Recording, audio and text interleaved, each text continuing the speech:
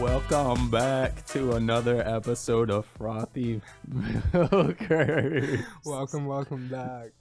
Colin specifically told me to take a sip of my hot chocolate so that he could blow my fucking eardrums out with the music. I scared myself there. Yeah, good. Too. I was like, Good. I was expecting it though. I knew it was coming. yes. How are you? I'm all right. How are you? I'm doing all right. Yeah. Good. That's good. I can't complain. I mean, my hearing might be gone, but It will be gone in the future from all these bass blasted intros, but I'll level it out in the edit so it doesn't, like I did in the last one, so it does. No, don't bass blast it. I didn't. No, that's what I'm saying. I said I'm gonna level it. It's already. If you watched the last one, it wasn't loud. I did watch the last one. You sent it to me. I told you it was good. I said I loved it, for sure. I think you did, yeah. That and the thumbnail that I sent you. Yeah. The thumbnail was fucking hilarious. Yeah, thumbnail killed me. But we are going to be talking about, even though it's not Valentine's Day anymore, but it is a little bit after on this the day. What is it, 26th? Yeah. So, I hopefully you had a good Valentine's Day or just February 14th like me. But I have been reading this book. I finished it. It's called A Very Short Introduction, Love. And it's by Ronald de Sosa. Say that again? Ronald de Sosa? Yeah. Oh. That's how you pronounce it. Sure. Sosa? I don't know. I didn't. Sosa. Sosa. I see Sosa. where you're getting that because it's Sosa. a U. Got the OU in there. Yeah, I think Sosa. so. Oh. Yeah. This is really cool. So they have like a bunch of different books. They're just like a very short introduction. I'm actually going to be purchasing another book, Psychology to Music. I just really love music, and I want to learn more about it. So is this like one story, or is it a collection of different stories and ideas? So it's just basically this is just like different ideas. He quotes from different psychologists and sociologists, which we're going to talk about. There's like a whole section of like different people that are quoted within the book, and it's also his ideas about love. It's just a short introduction to it. So yeah. You don't say. Yeah, just like a great overall. Really sounds like you can judge this one by the title, by Yeah. your fucking description. Yeah. You did not do it justice. Let's dive into this. Yes, thing. let's dive in. I have four different things that I want to talk about, and then we're gonna discuss. I got notes. Yes, I like taking notes. I like doing research. Every time I read a book, especially if it's nonfiction, probably only nonfiction because that would make sense. I like to underline and highlight different things that spoke to me and things that I learned from, like different things I didn't know about. And so one thing that I learned from this book is called operant conditioning. Which is? It is a process of learning where pleasure is successful in something that you're doing and makes you want to repeat it. This is on page 38. Say that one more time. A process of learning where pleasure is successful in something that you're doing and makes you want to repeat it. And I'll get a little bit more into that, what all that really means. So this, and like an example, there's a cycle in this operant conditioning. The cycle is desire and pleasure, and desire motivates pursuit. Successful pursuit secures its object, and securing the object produces pleasure. Pleasure adds strength and desire to the next time around. And it's just a continuous cycle. And it's very, I think, it's very true to people that are starting relationships or people that are already in relationships, because it's a continuous cycle. Because how else are you going to stay in that relationship? How else are you going to, continue with your relationship without this cycle. You know what I'm saying? It's very do you understand what I'm saying? Like, it's very true to what degree? I'm saying, like, I don't know, I've never been in a relationship, so from my observations of I'm saying, like, this cycle is something that's relevant. Read that section for me again, actually. Yeah. So in this cycle, desire and pleasure. Desire motivates pursuit. The pursuit secures the object. Securing the object produces pleasure, and pleasure adds strength to the desire next time around. Right. So, yeah. But I would say, I mean, that's like, that could also just be a basic formula for almost anything, right? Outside of love, right? Where, the desire leads to the pursuit, right? Yeah. So then that's just true, right? If you want something, then you're going to pursue it, right? And then the pursuit leads to the success, right? Or what is it, like, acquiring a success, whatever it was? Pursuit secures the object of desire. Right, yeah. So pursuit secures that object of desire, right? So whatever it is that you're pursuing, that puts you in the position to secure that object. And then securing that gives you the pleasure. The pleasure, right? And then the pleasure of securing that, of achieving that goal, whatever it is, then gives you the confidence to do it again the next time, right? To try, whether it is getting into another relationship or, doing a podcast. Yeah, doing a podcast, coming up with a new goal, and, figuring out something to do it, right? You have that desire, then that desire makes you pursue it. The pursuit gets you to achieve it, and then achieving it gives you pleasure, and pleasure leads to the confidence for you to do it again. A reward. Yeah, So, yeah, I would say that it's, you can check me down a little bit, I feel like I'm yelling. So I would say that cycle is applicable in a relationship sense, but I'm trying to think of how could it be, in what sense is it applicable to a continuous relationship between two people, you know what I'm saying? I'm thinking it's just like continuous because when you like desiring, say you want to continue, so you want to, I'm drawing the blank here, I'm sorry, to like, ladies and gentlemen, we've broken. I'm broken. Like desire to do stuff for that person, right? That they like or something to that avail. I don't really know how. I guess what's the context of that section and stuff like that? What is this? Where does this cycle come into play? The chapter is called Desire. Oh, great. So it comes into play. I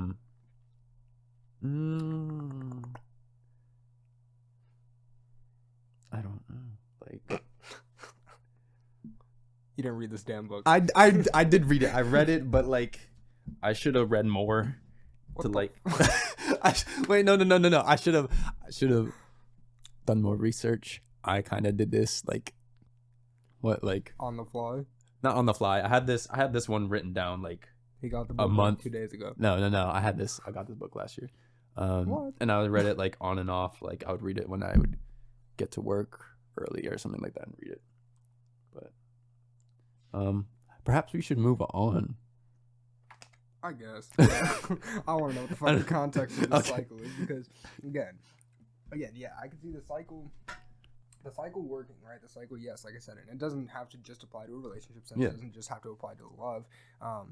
That cycle, that formula, whatever you want to call it, in and of itself can apply to almost anything. Mm-hmm. But that's why I want to see what the context is, because I personally am not seeing how that could apply to a long-lasting, intimate relationship. Just constantly. I mean, I guess it's like, oh, you set a standard for yourself, right? Let's say, in that sense, where you're like, oh, you want to please the girl that you're with or whatever, so you buy her flowers in order to please her. Pleasing her gives you pleasure, right? So now that pleasure makes you want to do more the next time, and now just to one up yourself, I guess. Yeah. So one up, or just being able to stay with consistent. That person. Yeah. But it's not so much about that person individually, you know what I'm saying? It's about pursuit of something that gives you pleasure. Which would be if we're talking about this cycle.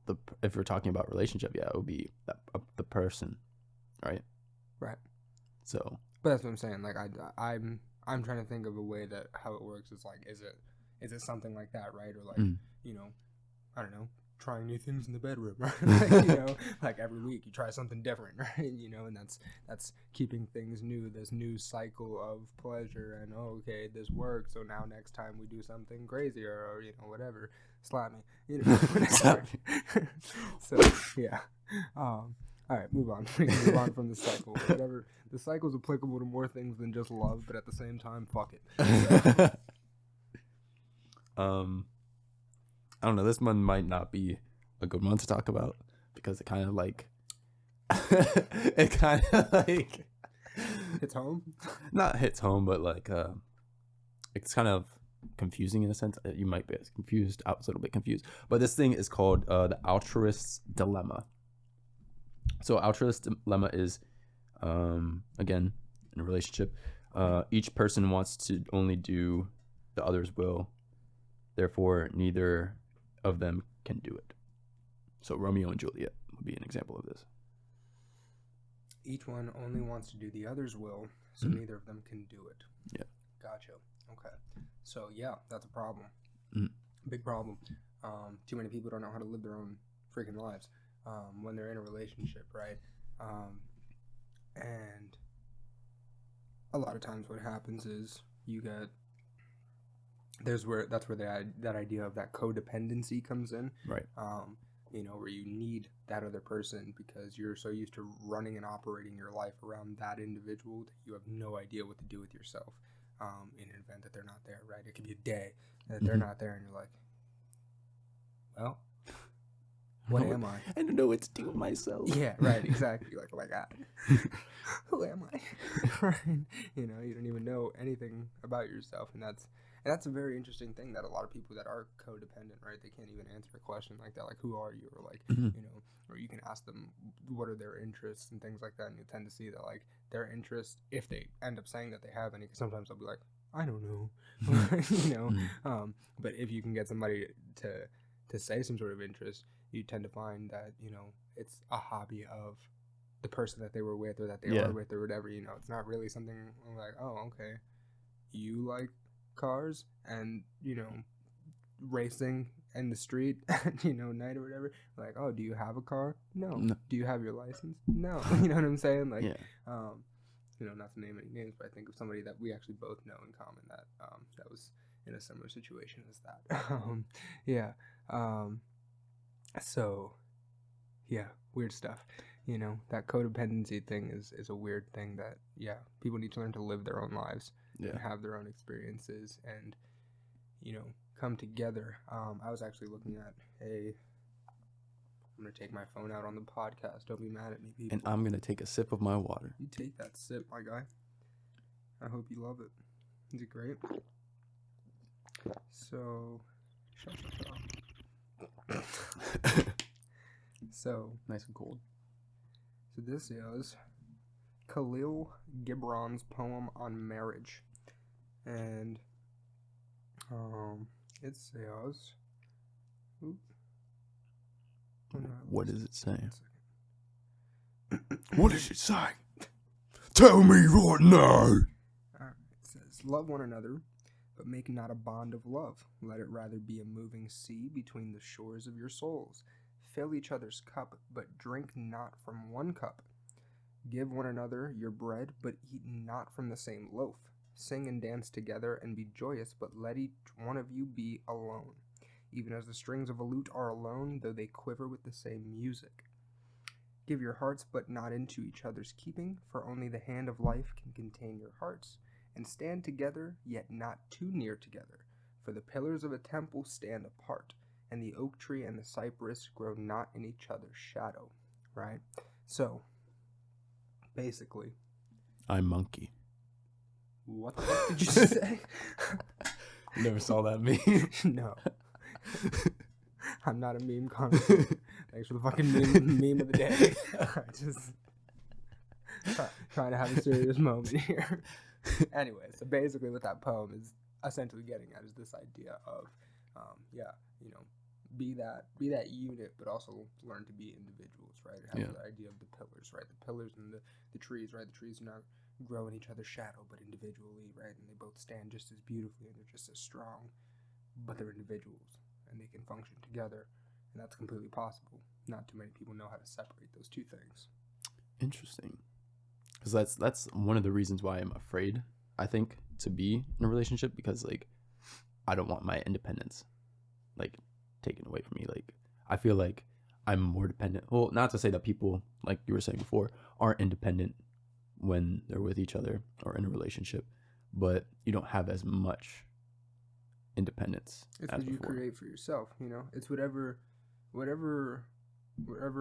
each of you allows in the relationship, that is what the relationship becomes, right? Like I've been victim of the idea, right, that where we live in the world of texting, right? Thank God, but also at the same time, holy shit, because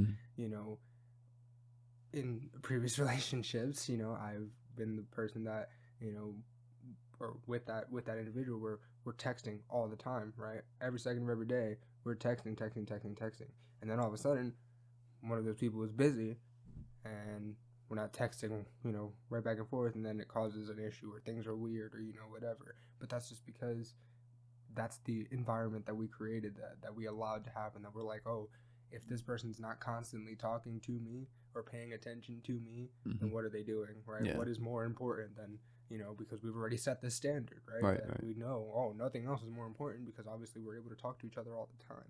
So it's things like that, right? The same thing where if you're giving all your time to one person, if you're, if you're not taking the time for yourself, if you're not, if you start changing shit up and like, you're a workhorse right now, you work a lot, right? And you do your thing. If all of a sudden you start seeing somebody and you cut yourself down to half of the amount of hours or something like that, so that way you can start spending time with that person, that is the type of compromise that I'm talking about, is like where it starts getting into too much, right? It's what you kind of set and allow to flow into the relationship, as opposed to if you're like, all right, you know what? I'm seeing this person. We see each other 3 days a week. We see each other, whatever it is, you figure it out that, whatever the hell it is. And but you're still, right? You're a person that also always has your phone on Do Not Disturb, right? I bitch about it. So, I can't imagine a woman, right, that's trying to love you, right? That she's like, oh, Colin, how's your day? And don't fucking hear from you until next Tuesday. And you're like, sorry, I was editing. Like, so. That's how it goes. Yeah, that's how it goes, ladies, with this one. But yeah, so, you can still set that for yourself. Where you're like, all right, listen, lady, we see each other 3 nights a week, but you gotta understand, these days I work, and then at the same time, when I'm not working, I usually am doing my editing thing, so on and so forth, whatever. I'm a person that keeps my phone on Do Not Disturb when I'm not doing anything, blah, blah, blah, blah. So don't be alarmed if I don't answer you. I will see it eventually. You know what I'm saying? But like where you kind of set a different idea of what this is gonna be, and I'm saying you don't have to fucking sit them down and be like, this is how I work, blah, blah, blah, blah. But I'm saying those things can come up as like, if she does try to text you or call you, right? Because, when you're on Do Not Disturb, call goes straight to voicemail, right?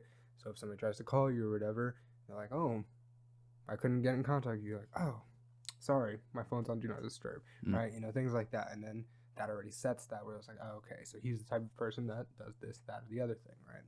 So it's all about what you allow to be said. Very insightful things coming from Isaiah right here. Oh. Some good nuggets. Oh. All right. Last episode we kind of tore love apart, so trying to talk put about back the pieces. What might be I don't know, who's to say I know what the right way to do love is, but I don't think anybody does. Maybe this guy, he wrote a fucking book about it. A short introduction. All right, so probably not a whole book. He doesn't get it either. So this next one is from these Lee and Sternberg, different typologies of attachment styles. So there's the two that are mentioned here are anxious, ambivalent, and avoidant.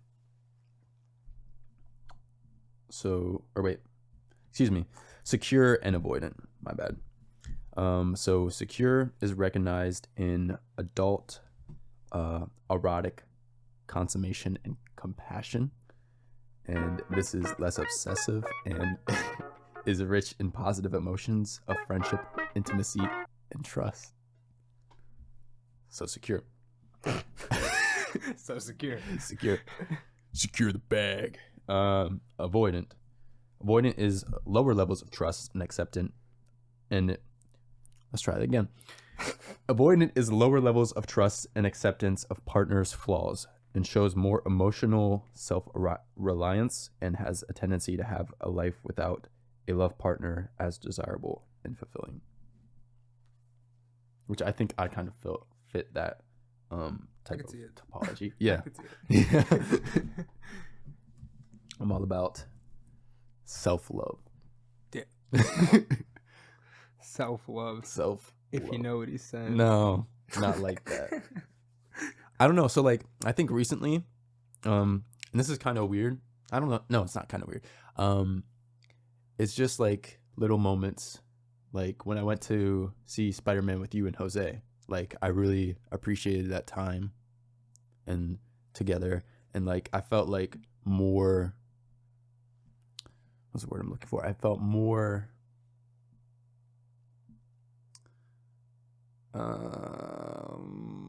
you want to get married? No. Oh. I don't know. I felt like, figured I'd ask. Being just like, I feel more happier. That's what word I'm looking for. More happier with you guys, with my friends, like spending more time. Yeah. Fulfilled. Yeah, with my friends, other than trying to like dictionary. Being than being with like trying to be in like a relationship and like going on dates and whatnot. I felt like more fulfilled and like happier just like spending time with you guys, and like just because like we were cracking jokes, you know, and just like hanging out. And I want to do like more of that with like my friends, just like all together, like all of us, as much as we can before, you know, we leave this earth. Yeah. 27 clubs coming up, you know. We got time's a ticking. Yeah, time's a ticking. Yeah, what, you're already about to be closing up on a year. Yeah. This month's going by fast, but remember, you were born in the shortest one we got, so. Yeah, oh damn. Good luck. No, yeah, but I mean,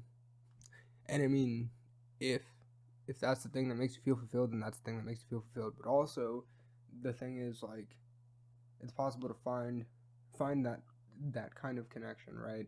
Where doing the things that you like to do and, you know, that you're interested in doing and things like that, you're gonna, you know, I sound like my brother. You're gonna come across, you know, people that you want to meet, right? And those people are gonna come in all shapes and forms, you know. It's gonna be dudes, it's gonna be chicks, you know. You'll be surprised. You'll find girls. I've solved so many Instagram posts and, you know, things like that of like, you know, obviously not girls that we know because they're all fucking whack, but damn, the air horn didn't go saw a off. bunch of posts of girls wearing like Spidey suits to go see Spider-Man, you know what I'm saying? Like they were dressed up and like all Spider-Gwen and shit like that. Like they were all dressed up to go see Spider-Man, right? So you can find that common ground, that common connection. There's plenty of beautiful women that go to like comic conventions, right? And like things like that. So so you can find, you know, different degrees. You've worked with countless beautiful women, you know what I'm saying? So just in terms of just shooting and things like that, you have put yourself in positions to be around good people, right? Whether they're just attractive or they have good personalities or they're interested in doing, you know, interesting things that you have interest in, right? You're very interested in traveling and things like that. I'm sure you've come across people that are in, you know, have similar interests in that sense. So yeah, it's all about finding that connection, right? And when you find that connection, the thing is like, you know, it'll just happen, right? Kind of deal that like you won't compromise yourself in any way, shape, or form, right? Because we always do, regardless of what we tell ourselves. We always do whenever we meet somebody for the first time or whatever. We always change something. We always talk a certain way. We always, you know, do something to that way we can appear cool, right? Yeah. You know, we want to give this impression, this first impression that's a good impression, because we want to hear from them again or something like that, you know? So, so you'll find that where you get to a position where you don't have to compromise yourself in any way, that you can laugh the way you normally laugh. You can fucking, make a joke the way you normally make a joke. You can reference one of the fucking memes that I don't even get, but maybe she will, you know what I'm saying? And that, Colin, you put a ring on it. If you reference some dumb shit meme, this girl's like, oh my God, I get it. That's the one. I'm telling you that right now. That's the one. Take her I know home. one. Yeah. What? You say you know one? Yeah, she's in California. We will see. He's gonna wife you up. I don't even know who you Maybe, are. I don't know. Don't say her name. We'll see. I'm not going to. All right, but it's gonna happen. Maybe. We'll see. But I believe that's our time for the Frothy Milkers. Well, thanks for tuning in. Colin was supposed to talk about that fucking book, but apparently he didn't read shit of it. So. I did read it. I didn't have enough time. This was just like right out of place. Thanks for tuning in to my special episode on an introduction to one. This is a super short intro. Goodbye.